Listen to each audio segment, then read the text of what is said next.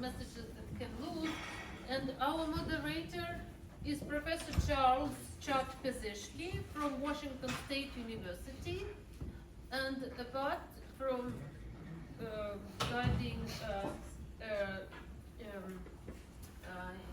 engineering design in the university, Chuck is also a champion of ecosystem preservation, and you can see these beautiful forest pictures, and these come from forests that it is still there because of Chuck's and his friends efforts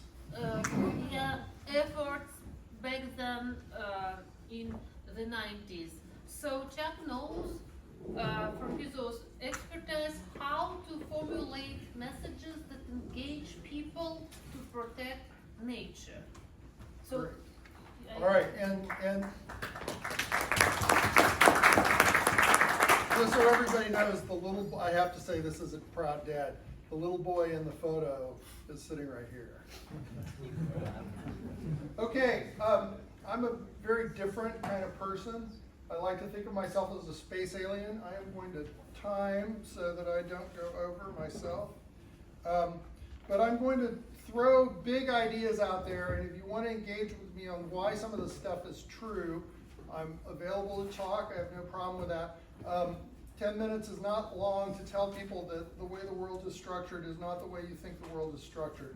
So if you get mad and want to throw a tomato, well, you better go get your tomato now. So title of my talk is Climate Instability, the Death of Geography and Mimetic War. What we're really focused, what we are seeing right now in the world is, of course, we are seeing real war, unfortunately, in some very sad situations. But what we're actually seeing is we're seeing a major clash in the way that people's brains are wired and the way they perceive and think about issues. And a lot of people have brought this up as far as what do we do about this? And you know, climate change, the issue of our time, or is it really the loss of the natural world? Because these things are now coupled together. And so we have this problem with climate instability, and it's accompanied by a radical change in the information environment, what Teilhard de Chardin called the noosphere. Has anybody ever heard the noosphere?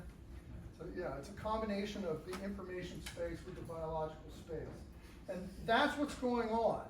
And if we don't get down into that level, we can't come up with good causal strategies on how to fix the problems. So what I like to say is I'm the guy that's mapped the matrix. And I'm going to tell you a little bit on how that works, but obviously it would be a longer than 10-minute talk. And then we're going to move through. Erica Gies has Water Always Wins, my son, and then Jan-Gisbert brother is over there, and he is a VC capitalist, to give you some perspectives on how to talk to these different audiences that you're going to encounter. The newest thing. Yeah. The death of geography. Geography, folks, officially is pretty much dead. It's killed by the internet. It's really profoundly altered the temporal and spatial scales of human connection. And the wild thing that has not been written about, except by one or two of us, is it's changed the mathematics of relational dynamics. Now, I come from a nonlinear systems background. I'm actually one of the people that did a lot of the original work on chaos theory, for folks that know chaos theory, 40 years ago, and you do that work best when you're young.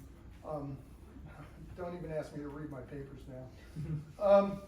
But it changed the dynamics, it changed the mathematics of how we connect. Used to be, if you wanted to discuss an issue, you would go to the bar, and there would be people around, and you would be in a conservative area or a liberal area, and you would talk. And it had kind of a smoothing effect on how things worked. You ended up with kind of a Gaussian normal distribution of how people thought. But with the internet, you don't have geography anymore. And you can find someone who thinks like you, regardless if that's good or bad, anywhere. And what it does is actually, for the business people, it's changed things into Pareto distributions. And so you have concentrations, and that's led to the bimodality and the dichotomous thinking. So this is my blog. I have a blog. It's empathy.guru. I bought empathy.guru because it was $15. Empathy.com was $80,000. So that was an easy decision. I'm not particularly guru. These are the statistics for my blog. It's been read there's like 300,000 hits. People I found some level of Anastasia and Andre through my writing. Yet if you read about my local paper, he is an embarrassment to an area with 2 major state universities. Surely the editors can find someone who apply more intelligence than Chuck does.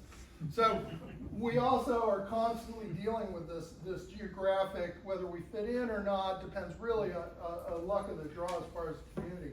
And a lot of these things matter because if you're trying to save forests, inherently saving forests is going to be local sooner or later. One of my favorite Martin Solveig songs is Big in Japan. I don't know if any of you know this, but I highly recommend writing Big in Japan down and looking at the videos because it's really what we're up against. We're trying to fit into different cultures and appeal to different constituencies around the world. And, you know, that's what I tell my friends, like the local people, not so hot on me, but I'm big in Japan, so. Now, here's the thing. This is more, once again, than a 10-minute talk. Structural differences can drive conflict, okay? We're used to relatively simplistic notions of how conflict happens.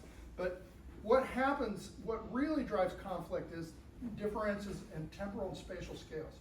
And that leads to incomprehension. And if they're so far apart, then you get what I call the insanity, barbarism conflict.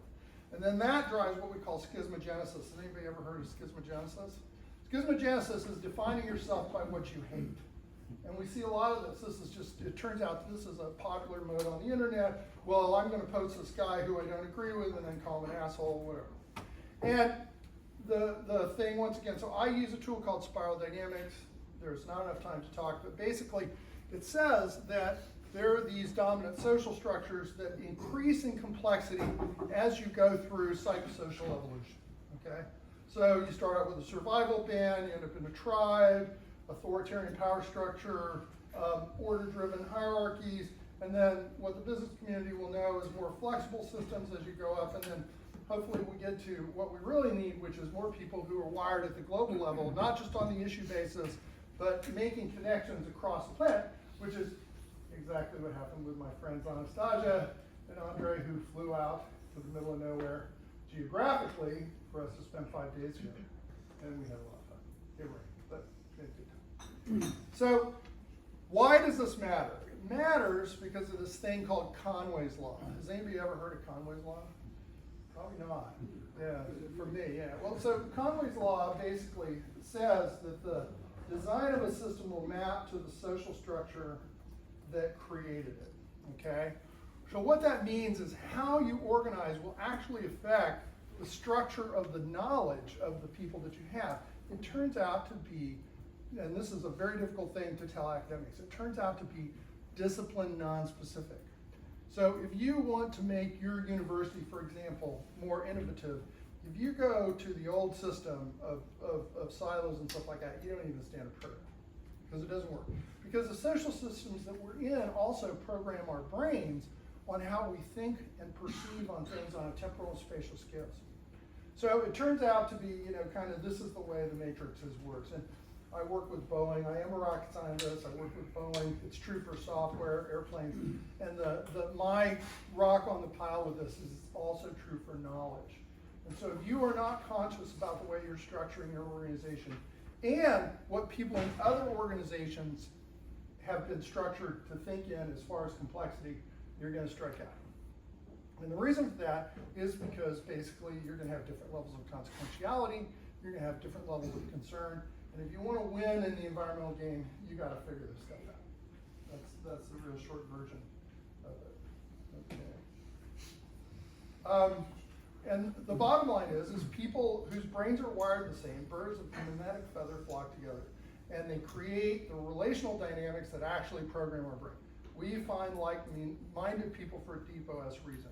And these deep OS reasons really are embedded in what we call a value meaning. Climate change is a great example of a simplistic, or the dominant narrative in climate change is a great example of a low value mean, low development message. You know, we have this knob, it's CO2, we're going to turn the knob back and forth, and that's going to be what's going to happen. Well, unfortunately, folks, that kind of thinking maps immediately into authoritarian paradigms. So even if you want to believe that climate change is just run by CO2, you're actually setting yourself up for a conflict inside. You're actually empowering the authoritarians in your system.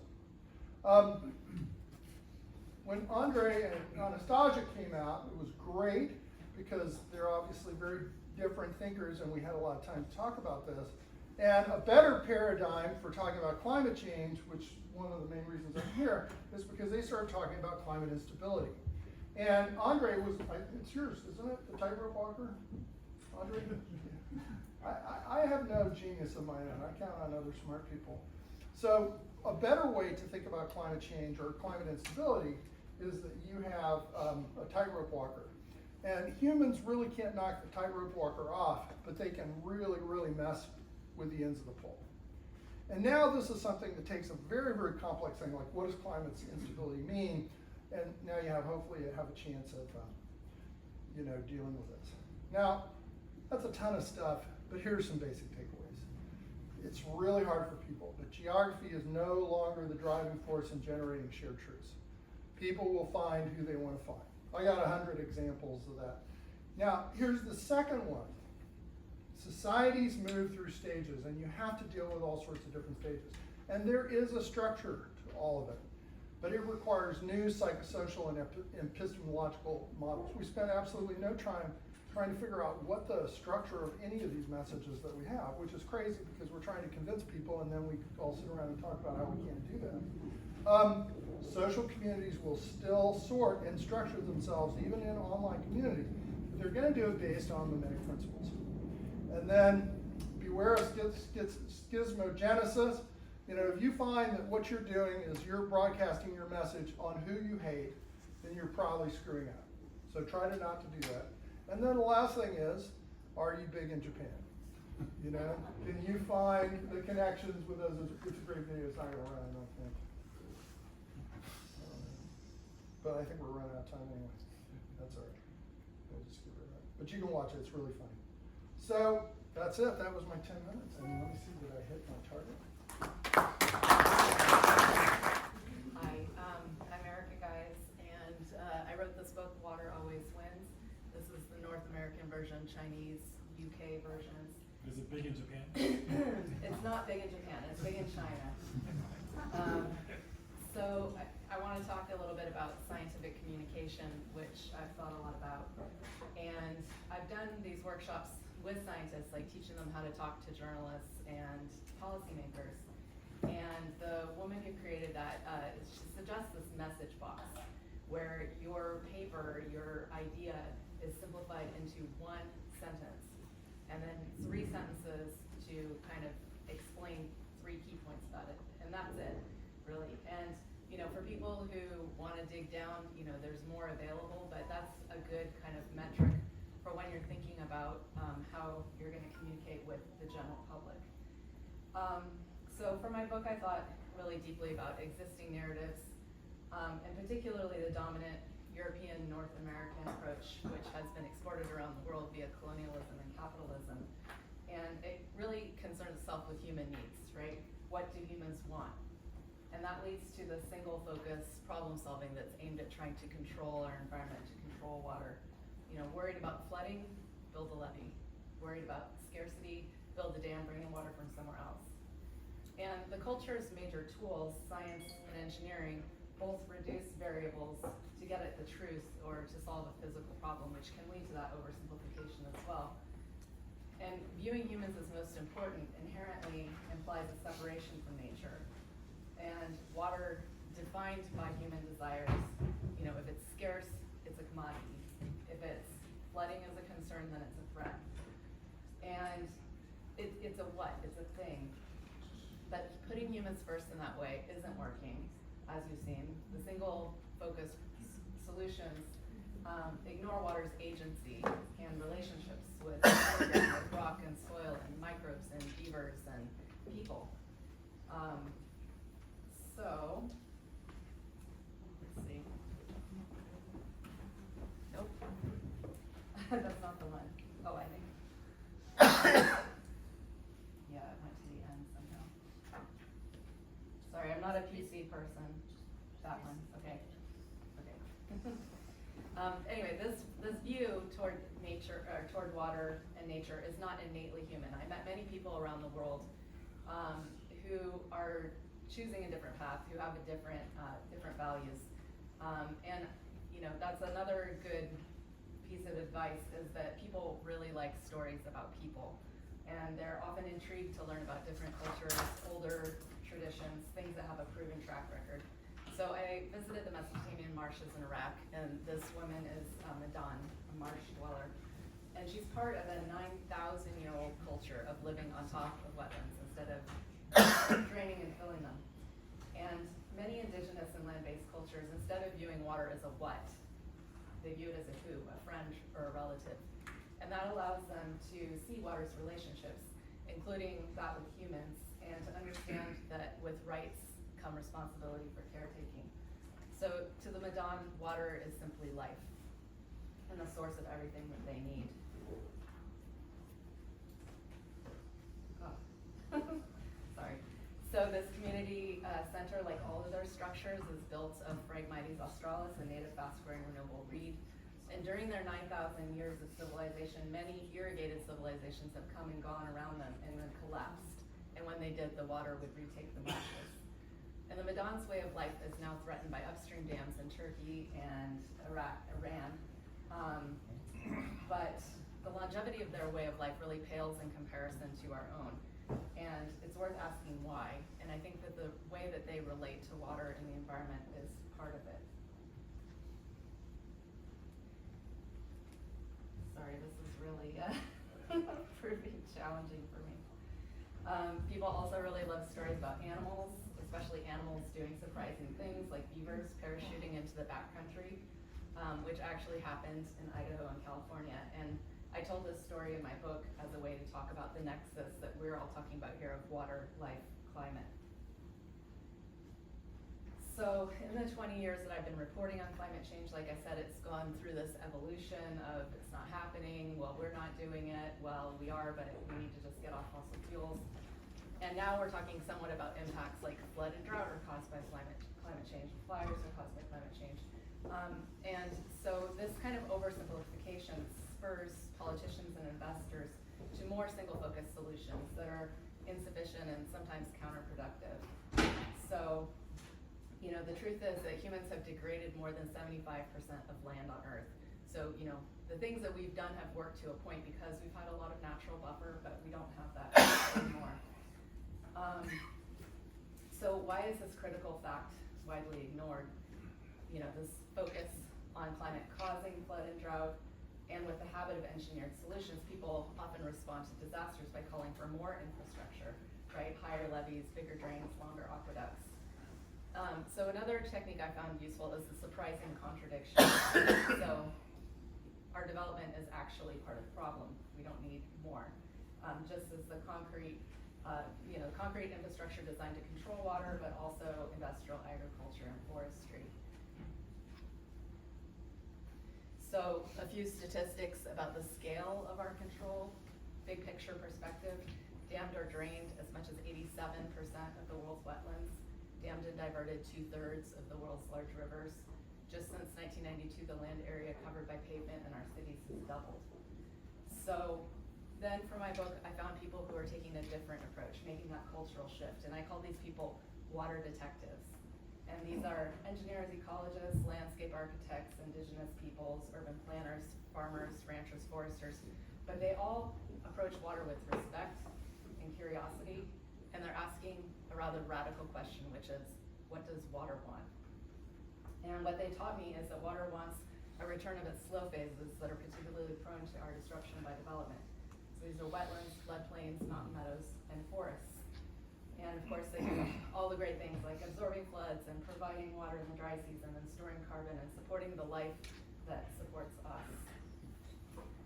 So I came up with this concept of slow water, meant to kind of invoke the slow food movement. And like the slow food movement, slow water solutions are unique to each place. Every place has unique geology, ecology, and culture. And it involves systems thinking rather than single focused problem solving. These are distributed solutions across the landscape rather than centralized.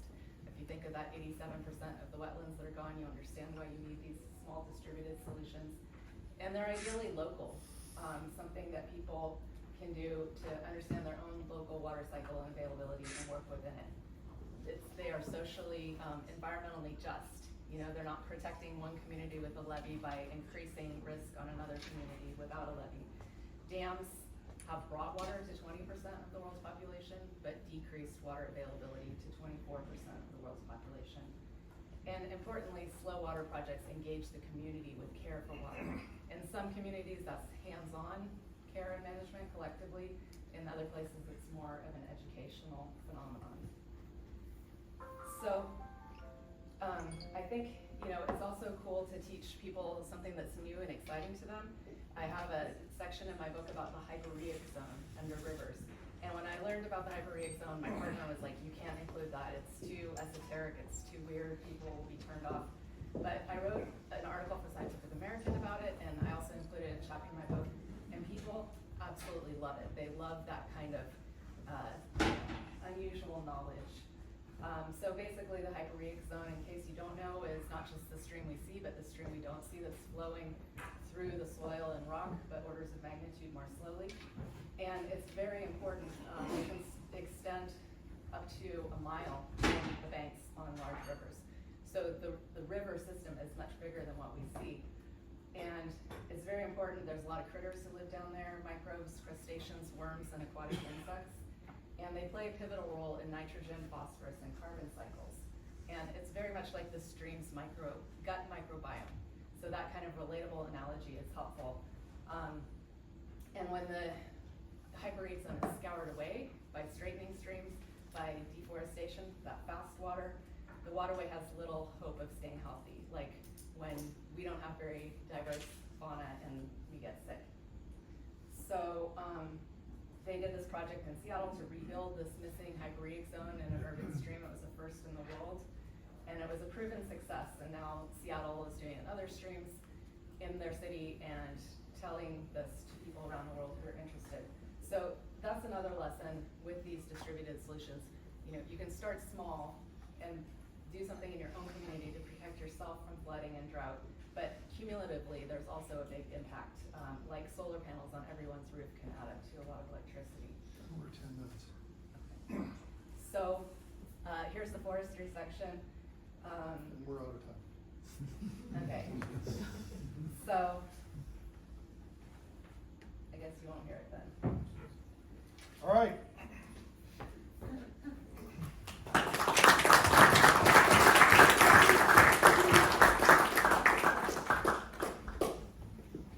With a bunch of the UN climate change stuff.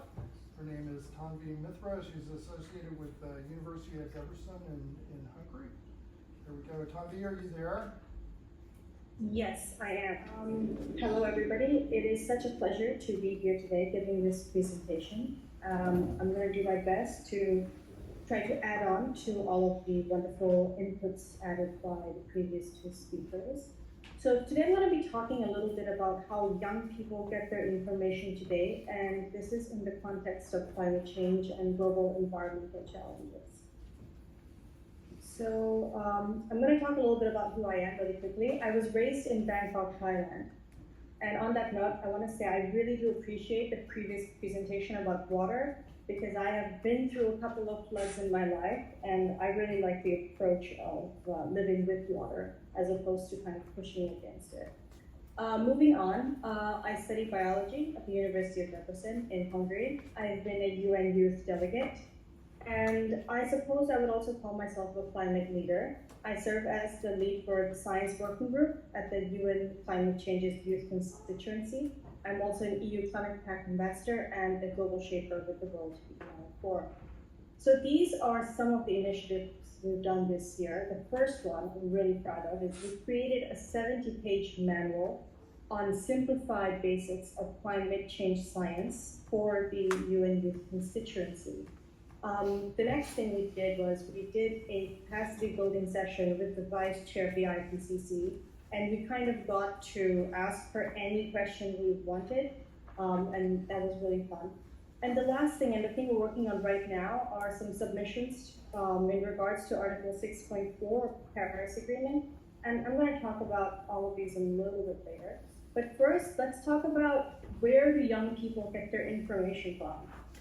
I think this is something that really interests the older generation because we have a completely different stream of information. Social media has become an incredibly dominant factor in our lives, whether it's Instagram, TikTok, YouTube, Pinterest, or Twitter, or I guess it's called X.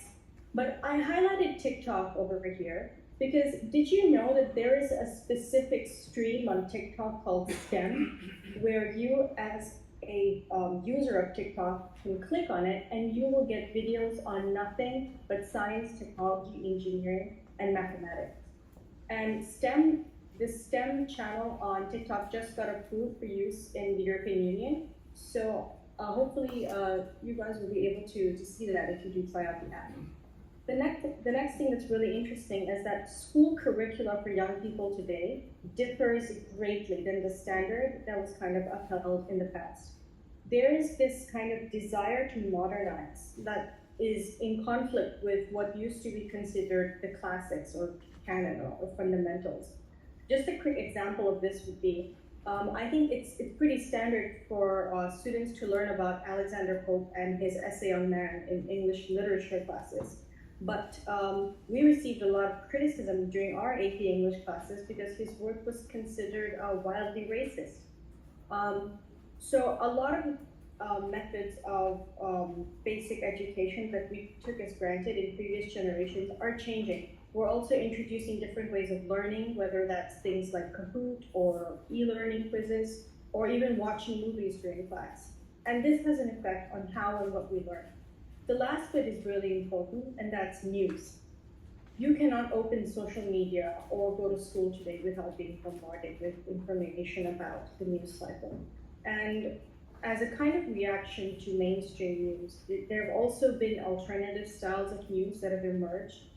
You know, whether it's sensationalist, dopamine-rushing, scandalous short bites, where people make up really sensational headlines in order to grab attentions. There's slow reporting, where journalists will dig deeper into a topic and then report back on it about 2 or 3 weeks later. There's strict centrism, and then there's more opinion-centered pieces. So I want to talk about some actions I've taken since I was younger that have kind of allowed me to approach information and the world a little bit differently. The first and the most important one, I would say, is that I received training in media disinformation and biases. So I got to do this by taking newsletter classes in high school, and then I studied business. And my first internship was as a propaganda analyst. What's really interesting these days about the media is that it's not difficult to point out that it's pretty biased. However, a problem with this is that a lot of people, once they're made aware of the biases in the news cycle, they prefer to tap out and kind of lose all faith in all types and qualities of information. This becomes dangerous in the long run, and it can contribute to a distrust in institutions, public office, and science and academia. For instance, if a young person is reading the news and they find out that it's biased or it's been extremified, they're very likely to treat all sources of information, including sources such as the IPCC or the United Nations, in the same way, sort of with a grain of salt. However, what's really important is not just to recognize that there are biases, but it's to leverage it by navigating the arena ahead of you skillfully. So there's 2 things I want to bring up. I'm going to talk about my favorite book. It's called The Sound and the Fury by William Faulkner. The Sound and the Fury is a story of a Southern aristocratic family in the US, told from 4 different perspectives.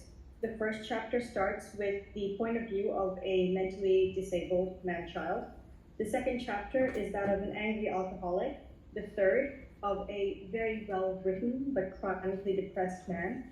And the final chapter is the perspective of the Black nanny that took care of these 3 children. Without all 4 perspectives, the book is incomplete and the story is incoherent. In a similar fashion, when you are taking in information from the media, it's important to understand what types of biases each news channel or source has, and then to navigate the area ahead of you to make sure that you have the best composite of information. The next thing that's really important is to talk to people or engage with people from different trains of thought. So I grew up in an academic institute. Both of my parents were scientists. And that means that there were a lot of people from different countries there, and I developed a pretty open mind to try to accommodate as many worldviews as possible. Sometimes this could be mistaken as a form of extreme tolerance and an inability to form one's own opinions, but I think this is wrong.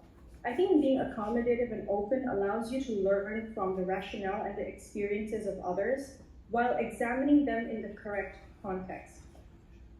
As I got older, this kind of reflected in my attitude towards politics. I take great pride in having engaged equally with both left and right-leaning organizations, and truthfully, I have learned an incredible amount from both sides. I've been involved with youth groups of the World Economic Forum, the Club of Rome, and the United Nations. I've had dinner with extraordinarily bright colleagues who tell me they want to eat the rich and get rid of white people, and that all science is fundamentally biased and therefore negligible.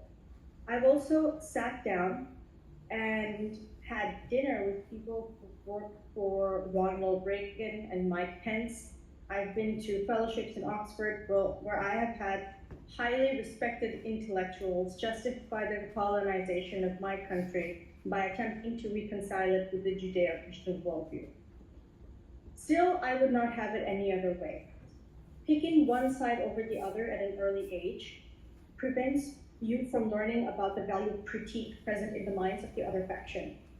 This is especially important when working in climate change because there are huge oversimplifications that are done by each side. And the only way to learn how to navigate this is to listen to both sides. The last action that I recommend is curiosity. This is a rather simple one, but a very effective one. There is a saying, curiosity killed the cat, but the other half that's not often spoken out loud is, but satisfaction brought it back. It's really important to always ask questions, pursue leads, and to try to figure stuff out. To be really simple, challenge ideas, whether they're old, new, shaky, or fundamental.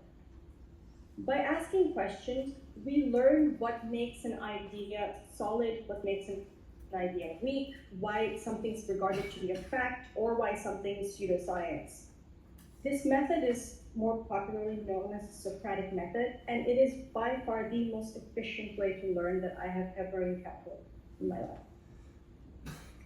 The last bit I want to talk about, this is just a little bit technical, but this is sort of about epistemology, or the theory of knowledge. Okay, you're almost at 10 minutes. All right, I'll just sum it up real quick. So I'm going to sum this slide up in about 2 sentences. The way that we should be building knowledge should be that everybody's perspective is respected, or everybody's observations about the world should be respected, but the categories in which we put those observations, they need to be upheld to some sort of empirical standard.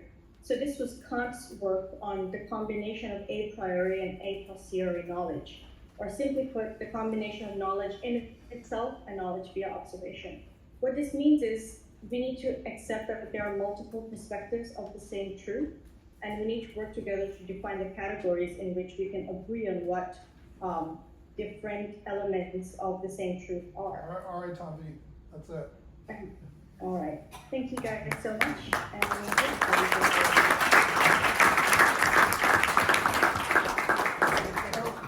We have 2 invited panelists up here. We have Braden Pezeshki, my son, and Jan-Gisbert Schultze, who is a venture capitalist. And I actually asked both of them in addition,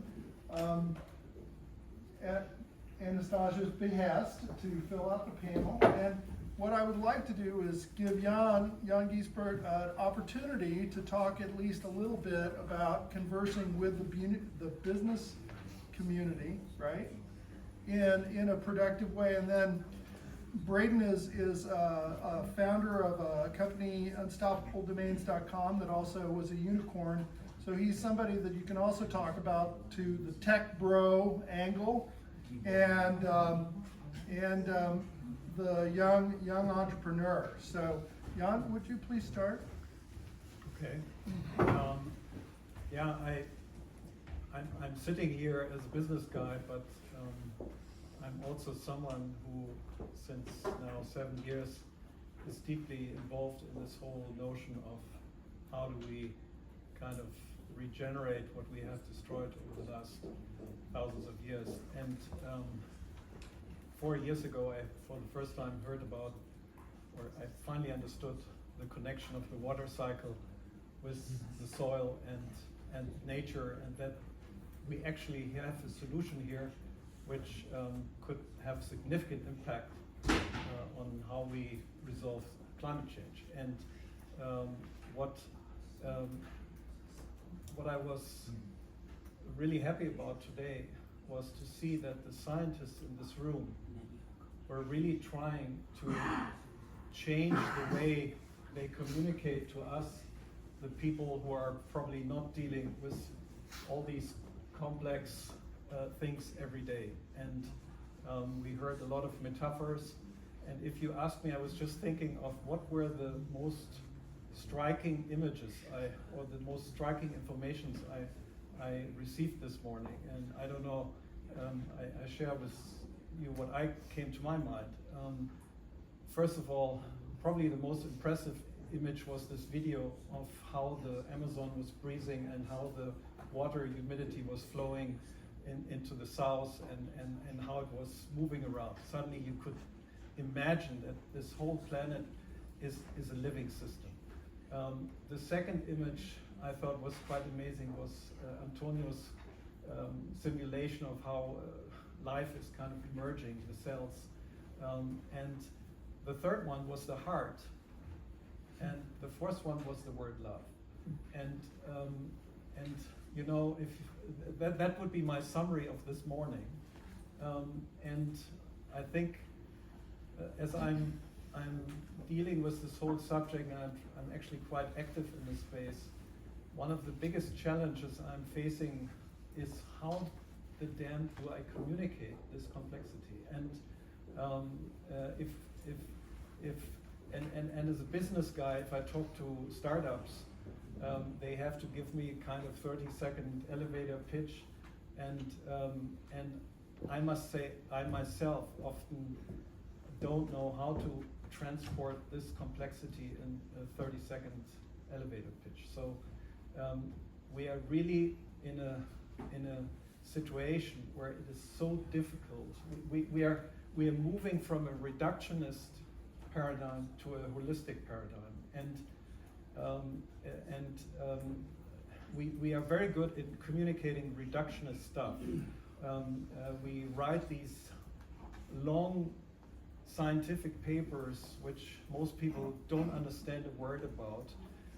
Then we give them to some scientists who peer review them, and the currency in the scientific world seems to be to write a lot of these papers and get a lot of peer reviews, and nobody cares, frankly speaking. And suddenly there is a little conference here where I hear scientists really from their heart trying to make clear to us how important it is to save these forests. And I was yesterday actually talking to one of the leading advertising agencies in Germany, Jung van Matt they're called, who are kind enough to probably help us with our communication. And the people in the room, my team was presenting to them what they are doing and how they are involved. And the first feedback from these people was, we can really sense your emotional attachment to what you are communicating. So I think the communication works if it comes from the heart. And I think we got a lot of heart communication this morning, even if the charts probably were overwhelming and some of them we didn't understand. So I think this element is very important, and that's what I'm actually observing when I talk to a startup entrepreneur. Is this guy really, is he just doing it because he did a rational analysis and thought, where can he make the most money? Or is he really dedicated as an entrepreneur to do what he's doing? And so we saw some amazing scientists this morning communicating to us. Now, can I see a lot of improvement on how to boil it more down, make it even more visual, make it better? I think, sorry, I mean, in business we have certainly better charts than you guys have, but there is a lot to improve. And if I may just quickly finish with a little analogy to explain, I think, where we are at the moment. Chuck, you were talking about that we are in a time where we rewire connections in a way. And there's a beautiful analogy from nature. It's the metamorphosis. And you know the caterpillar, and the caterpillar is kind of horizontally moving through the land, and he's eating all the leaves, and he's getting fatter and fatter and fatter. That's the period where we're coming from. And then he goes into the vertical. And in the vertical, and I'm talking biology, I'm not talking esoteric bullshit. What is happening is that the body is kind of transforming. And the way it's transforming is that the cells who are in the body, they already have the information for the future. And they are actually turning into what we call imago cells. Imagination, imago cells. And these cells suddenly appear in the body, and they are being attacked. Actually, it happens several times that they are almost killed. And then at some point they are able to bring the first little connections, little circles. And then these circles start to connect. And that's how slowly the old is dissolved by the imago cells. And at some point the butterfly is moving out. I think we're at the moment, at the time, when I see all this research, I suddenly can imagine that we have a chance to really communicate this to people and that they can understand it. We are at the point where the old system is fighting with all force for the new to happen. But the new will happen, and it's happening at the moment. And this is another proof, this conference is another proof that's happening. And I think it proves very well your point. We are in this rewiring, and there are a lot of imago cells in this room, and I think that's fantastic. Thank you. Awesome, thank you.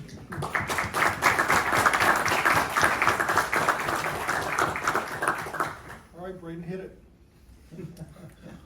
All right.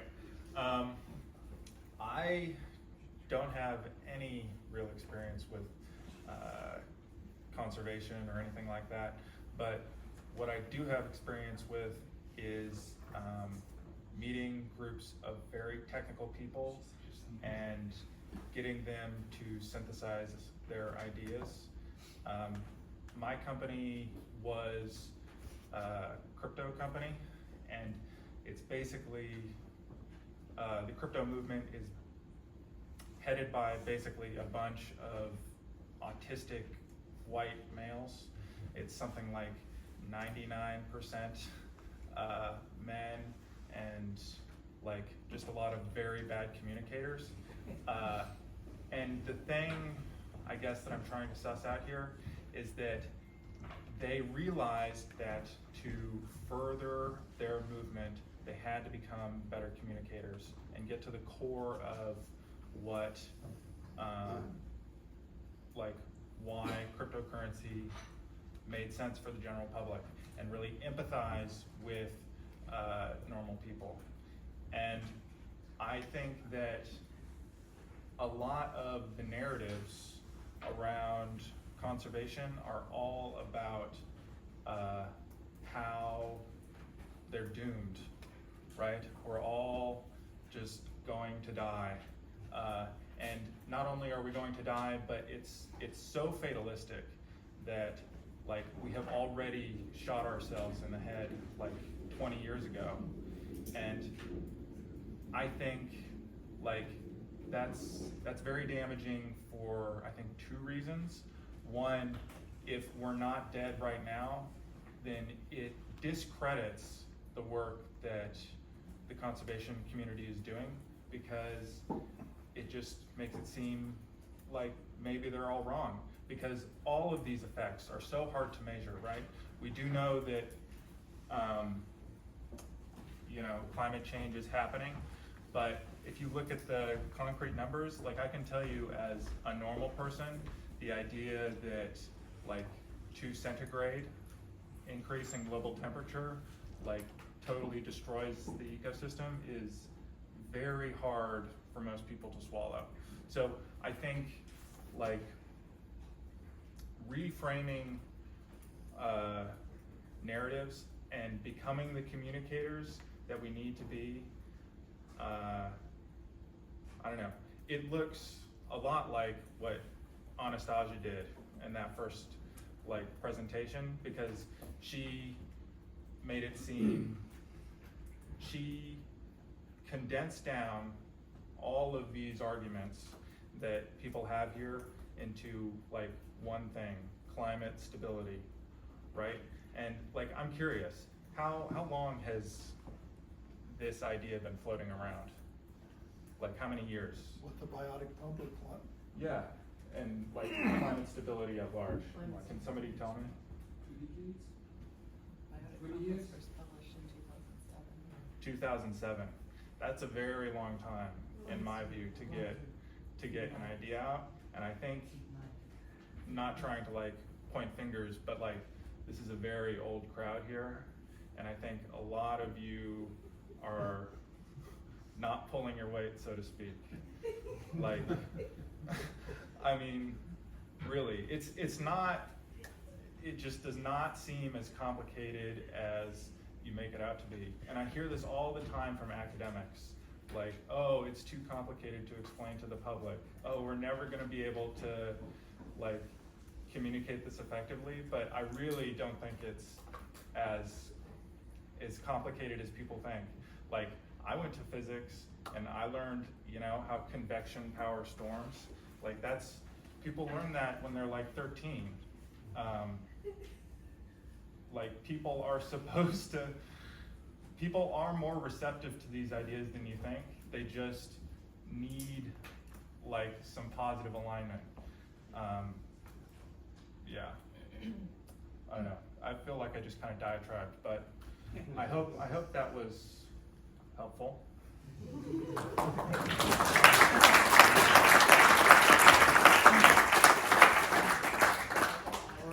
Okay, Yeah, so I think, you know, what Braden says is really true, and one thing that I didn't get to in my presentation was about the role of people, ordinary people on the landscape, you know, whether indigenous people or farmers. You know, I've reported on my book in Kenya, where people have, like, there's a conventional wisdom. Everybody knows that you cut the trees and you lose the water, because they've done it within their lifetimes. And now there are projects to introduce farming techniques that hold the water in the soil, to reforest, and they've seen their springs return. And I think I write a fair bit about kind of the intersection of Western science and indigenous knowledge, like in the Pacific Northwest and in the Southwest. And, you know, traditionally Western science has not valued that knowledge. They haven't valued it, they discount it because it's not done the way they do it. But I interviewed a Hopi farmer and PhD for one of my stories, and as he told me, 3,000 years of replication is a science. And so I think like that kind of close observation and knowledge, you know, needs to be respected and valued more. great. Well, we have some, how long do we have?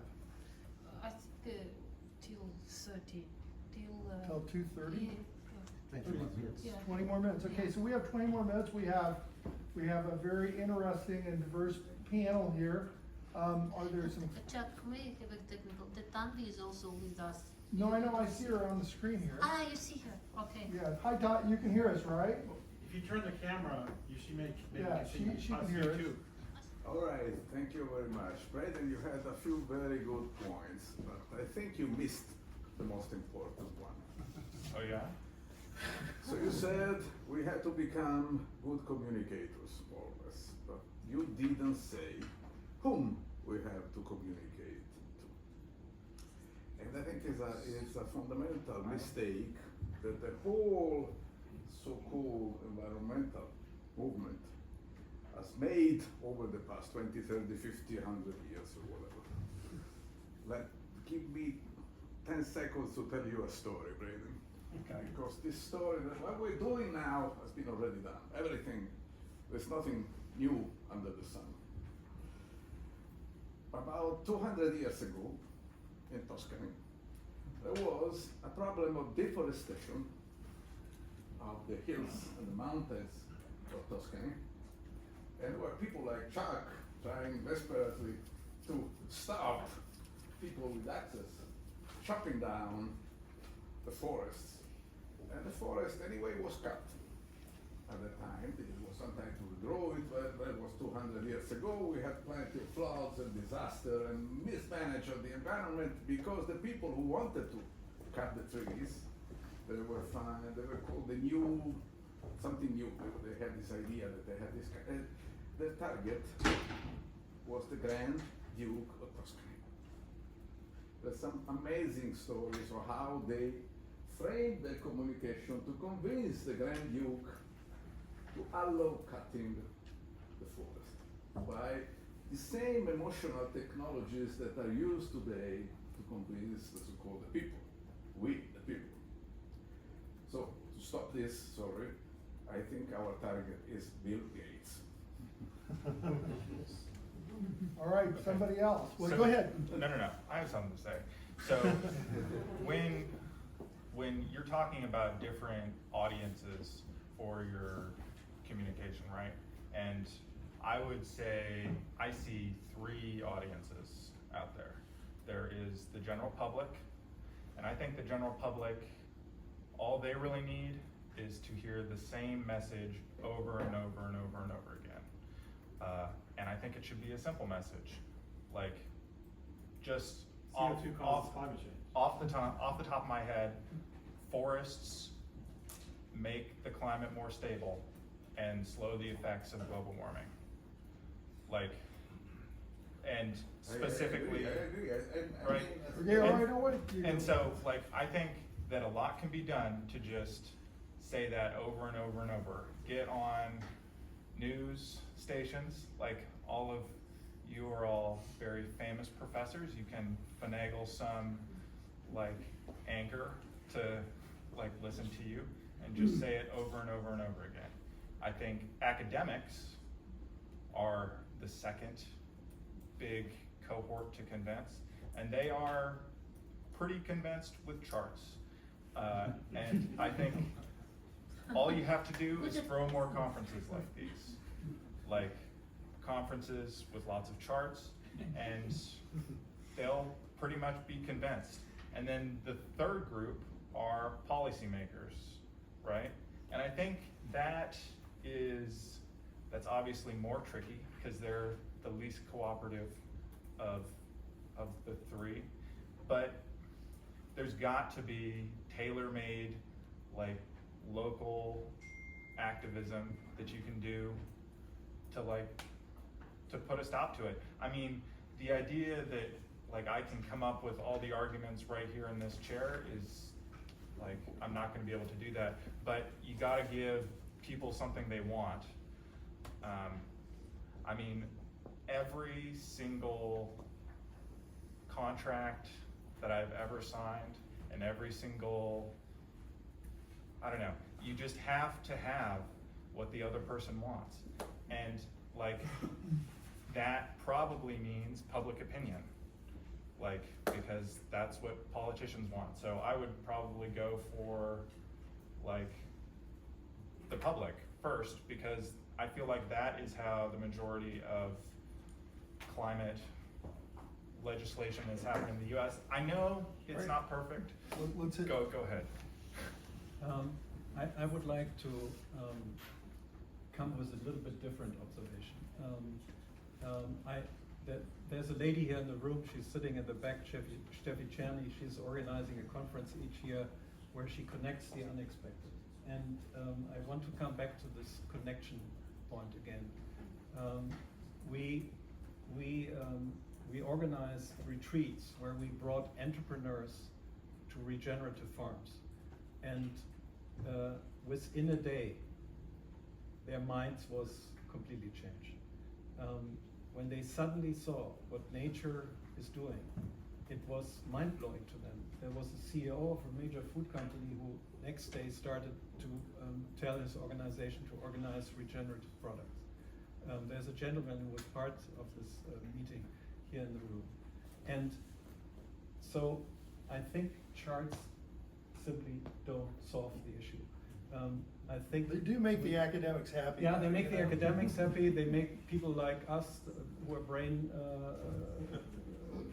too much in their head make us happy. But if you really want to change something, people need to experience what can be done. They need to see it. They need to feel it. And you know, if I hear, and sorry, that's a criticism, although I see positive change. If scientists tell me that they cannot do they cannot do research on a regenerative farm because there are too many variables, so they cannot boil it down to what is really driving the change on this farm. That's the kind of dilemma we are facing, that actually they prefer to do it in the laboratory. And we need to get out and feel the system. We need to really connect to it. And it's really about building new connections. And that's what I think is the only way how we reach people. Yeah. So we have right here the glasses, you? Yeah, I'd like to And then add Rachel, something. back. I see you back there. You're number 2. I'm not the one with the glasses. You're the one with the glasses, yes. I was just making sure Rachel. Felix Löwenstein from Germany, an organic farmer, retired. And I was on a panel yesterday evening, and it was about things like we are talking about here. And afterwards, people from the audience came to me and asked, why couldn't you tell us what we should do? So it is not about convincing what should be done, it's to make people understand what they can do. Yeah.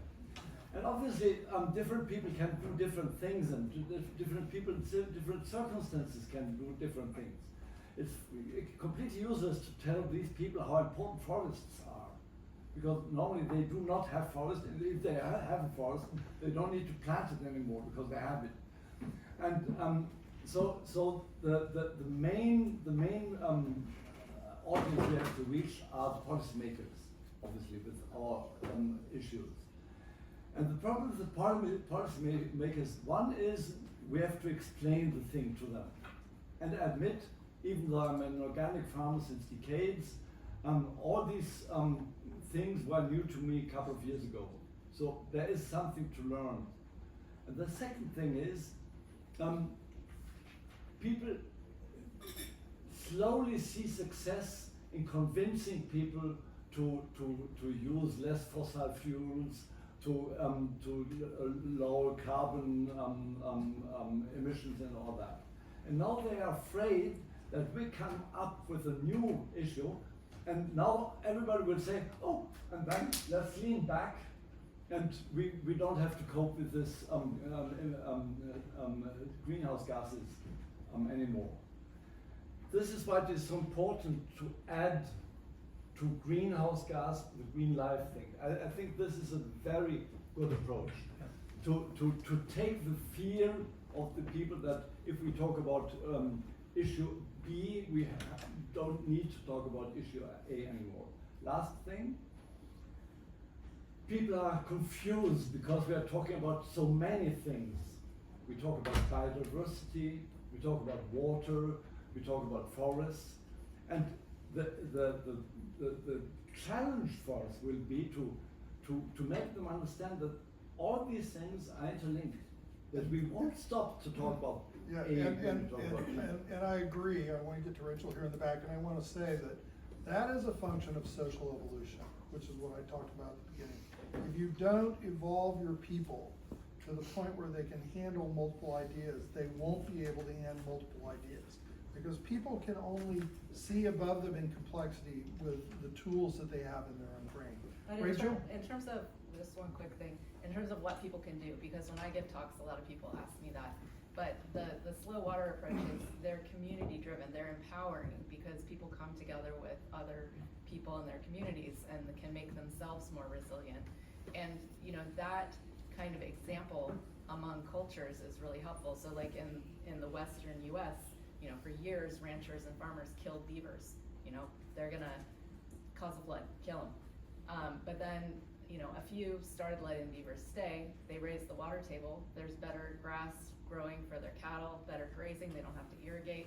And, you know, the next farmer sees that. And so that's another way of spreading the message. It's very powerful because somebody in their own community, in their own culture is doing something different. And there's no question that we call that mimesis, and it's also part of the work that I do. Rachel, go ahead and hit us with it. Thanks.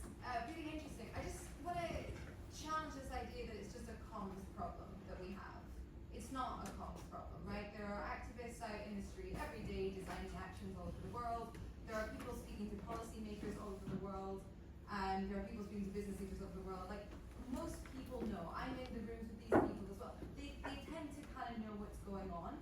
The problem is there are hard limits to what we can achieve because of power structures. Like, this is not a problem of, oh, if we just find the right story to tell, then people will do something different. The problem is that the system has gotten so complex and so homogenous somehow at the same time. People can't do very many different things. There are political structures in place and economic structures in place, very old structures in place that are colonial and violent in their nature. And it means that when people get the information, they find that there's literally nothing they can do apart from what, buy an electric vehicle. That's how they can kind of get involved with saving the world. And of course, anybody here that studies minerals will know that doesn't do very much to save the world at all. We need a complete restructuring of so many different things. And I work in narrative, right? But I'm the first one to say we must be so careful with the narrative framing of, oh, this is just a story problem.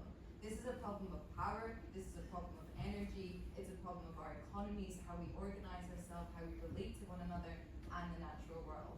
Well, and I have sympathy for that. I would argue that it does go back to the human system, which is agency. It's like if somebody says they can't do anything, then what they're doing, or they can only empty their garbage into the recycle bin, what they're telling you is about the development of agency that they actually have. And we have not focused on this. The students I teach now are far more obedient than any other students that I've ever taught in my life. And they come to me as a professor, and I'm famous for being crazy, not just in Germany, but in Austria and around the world. You know, I have a reputation to maintain. And the kids, and what I focus on in my teaching world, which is somewhat connected to the work I talked about today, is you know, they come to me and they say, Dr. Chuck, I have a problem. And I do have a good reputation. I'm an institution at the institution. And I look at them and I say, you think you have a problem. Let me tell you about my problems. And then what happens, of course, is that they realize that there isn't an answer that the guru or the expert or whoever the popular professor is going to give. You know, it has to come from themselves. I'd like to give Tanvi a chance to chime in here real quick. We're almost 1 minute, 2 minutes we got. Tanvi, do you have any comments? Somebody mentioned communicating effectively to policymakers, and so that's pretty much my day-to-day struggle. So I just wanted to add some inputs on that. So just 2 experiences I wanted to share. Last year, I was at the Vienna Energy Forum, and I was there pitching my undergrad thesis on hydrogen energy. And I was trying to convince policymakers to kind of, you know, incentivize the production of green hydrogen via Pigouvian subsidies. So what's really interesting about communicating to policymakers is that there is a lot of countercurrent in the room. So I was in a room with the IAEA, we're talking pink hydrogen, but also present in the room are members from OPEC and Saudi Arabia and Kuwait and Venezuela, and all of these bodies who have opposite interests, although they mask themselves as wanting to be eco-friendly and you know, fix their business model. They're there overturning and slowly adding little bits of changes to policy documents that are really harmful in the long run. An example of this would be, I mentioned earlier, we're currently working on our submissions for Article 6.4 to the Paris Agreement. Article 6.4 is related to the mechanism through which we award international bodies carbon credits. Did you know that as of this day, there are no amendments in Article 6.4 to prevent projects that create monocultures and or plant invasive species carbon credits? as of today, you can create a really, really environmentally destructive project and still be awarded a carbon credit for it. And this isn't a mistake. This is a loophole that exists in the system because there are a lot of private players who still want to benefit while labeling themselves green. So my view on how to communicate effectively to policymakers is that the current batch of policymakers need to go. We need new, younger people who are more determined and focused, and also the influence of the private sector on the policy-making process is something that needs to be dampened. I'm not sure how that'll happen, but these are just a few observations I've had after 2 or 3 Thank you, years. Tanvi. I want to hit back here, all the way in the back. Hi, I'm JL from DLD. I actually have a question for Tanvi because she didn't finish her presentation and wanted to know, if I may, this generation, this multi-social generation right now, obviously communicating very much different than we used to. And you already hit on TikTok and the STEM channel and all those kind of things. But from your perspective, how is the new communications going to be? Like, how do you think, what is necessary for us all to understand how to communicate not just to politicians, but more to like a broader society, which is the Gen Z and everyone is coming? All right, Tanvi, 1 minute. Yeah, sorry. I think introducing complex ideas in a very intriguing way it's the best way to introduce that sort of systems thinking mindset. And I think everybody here knows the value of the systems thinking approach because it's what's desperately needed when we communicate about climate change. So an example I'll give you is in our crash course to climate change science, the way that we introduced complexity theory is we talked about the difference between weather and climate, and then we talked about why it's so difficult to very accurately attribute daily weather, right? It's difficult because of Edward Lawrence's work on chaos and how different initial points give you very different final sums. So I would say breaking down complex idea into ideas or relevant topics that affect people in their day-to-day lives, that's the best way to kind of try to communicate something that seems difficult or complex. All right, Does thank you, that answer? Tanvi. I think that it does one way or the other. Let's give the panel a thank you.